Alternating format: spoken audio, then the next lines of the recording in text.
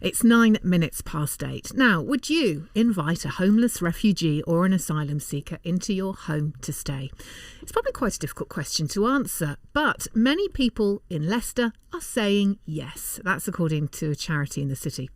The homeless charity One Roof Leicester says it's received so many requests from people wanting to become hosts that it's now setting up a formal support programme. Well, Colleen Molloy from the Hinckley Road area of the city has been offering up a spare room in her home for years. It's an easy thing to do, and it's an important thing to do, and it actually makes a difference to somebody, and that's a good feeling.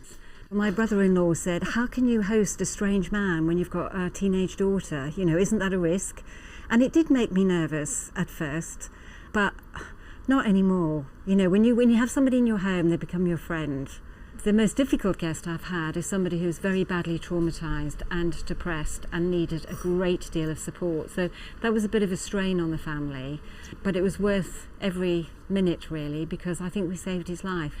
Well, for the last 2 months, Muggle, who's originally from Iran, has been staying with Colleen in Leicester.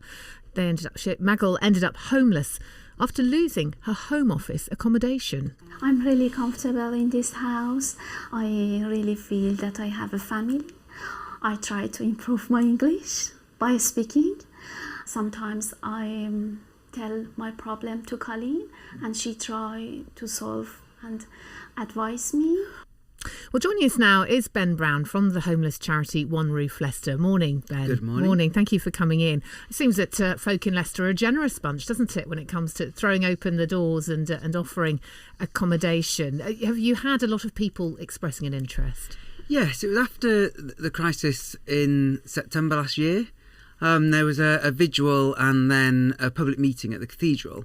And since then, there's been a number of people that have got in contact and started saying, well, how can we help? One of the things people are saying is, well, you know, we have got spare bedrooms. You know, like Colleen, our children have gone off to university and the bedroom's now available to use and underway. Or, you know, they're a single person on their own, they've got spare room in their house and saying, how can we use that?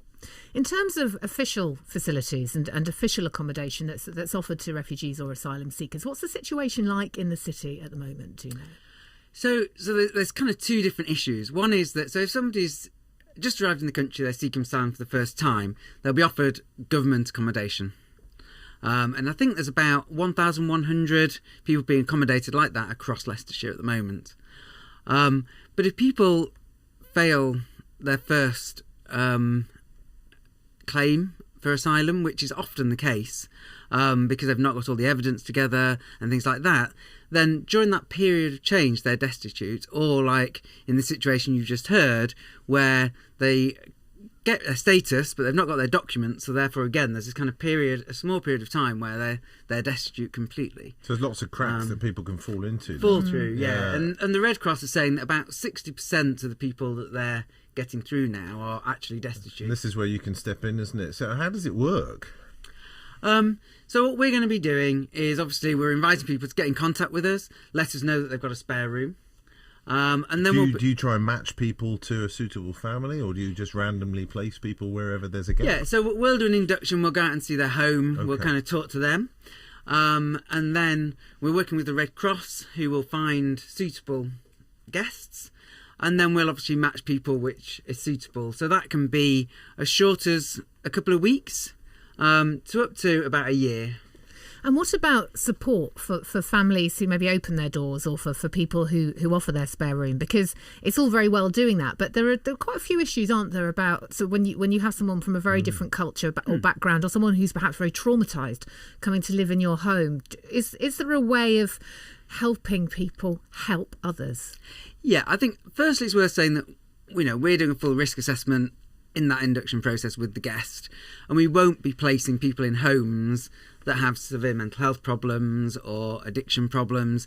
You know, we have our own properties as well, and we're going to be putting people that are appropriate into people's homes. But we will also be providing support, ongoing support for that. So people will be on the phone, we'll be having meetings where hosts can get together to talk about the issues. Is there financial support for people who open up their homes for others? No, there is some expenses, but it is actually a voluntary scheme, and that's really across the country, and that's been what people have been looking to help with. And if someone fancies doing this or wants to get involved, how can they go about it if there is room in their house?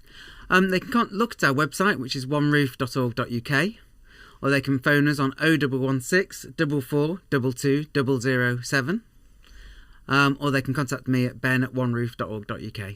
And just how many people are you looking to place at the moment, would you say?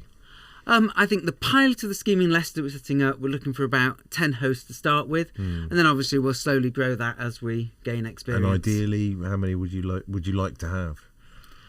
I think the problem is quite large in the city, but obviously it's about capacity, so we'll start with that smaller number, then we'll grow, if that's 50, if that grows to 100, then great. Wow, okay. Good. Well, thank you, Ben. Good luck with that, and we'll put people in touch with you if we do hear from them who perhaps are interested in taking part in this, and maybe we'll revisit you in a few months' time as well, and see how it's all going. It's a very generous thing to do, isn't it? Open up your home to somebody in need that way, and but also equally rewarding, because we've heard the stories of those who've been doing it for some time this morning. And I think lifelong friendships friends, and relationships can be established, can't they? Good stuff. Thanks, Ben. Thanks, Ben. Thank you for coming.